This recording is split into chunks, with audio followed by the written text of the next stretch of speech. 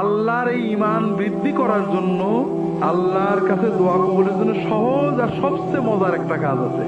সেটা হলো অজু থাক না থাক, গোসল থাক না থাক, মাথায় কাপড় থাক না থাক, রান্না করে থাকেন, মাছ করতে থাকেন, রিক্সা চালাতে থাকেন, দুটো কাজ করবেন। একটা হলো আল্লাহর জিকির করবেন, দরুদ পড়বেন, আর একটা হলো দোয়া করবেন। দোয়া মানে হাত তুলতে জরুরি না। যখন কোনো মুসলমান নারী অথবা পুরুষ হাত উঠাক অথবা না উঠাক, মাছ কোটে, রিক্সা ধরে আছে, অজু থাক অথবা না থাক, মাথায় কাপড় থাক অথবা না থাক, যখন আল্লাহর সাথে কথা বলে, আল্লাহ আমার এটা দাও, আল্লাহ আমার সেটা দাও, যতক্ষণ কথা বলে ততক্ষণ একটা ফরজ ইবাদত করার মতো একটা ইবাদতের সওয়াব তার আমলনামায় লেখা হবে। 2 নম্বর লাভ হলো, এই যে দোয়া করছেন, আল্লাহ কোনো দোয়া ব্যর্থ করেন না।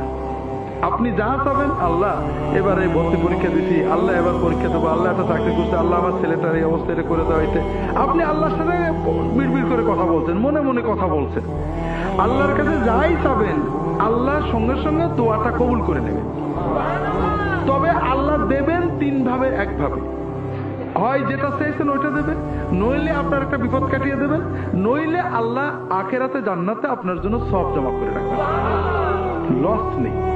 3 নম্বর, যতক্ষণ আল্লাহর সাথে কথা বলবেন মনটা ভালো লাগবে। কথা কি বুঝতে পেরেছেন?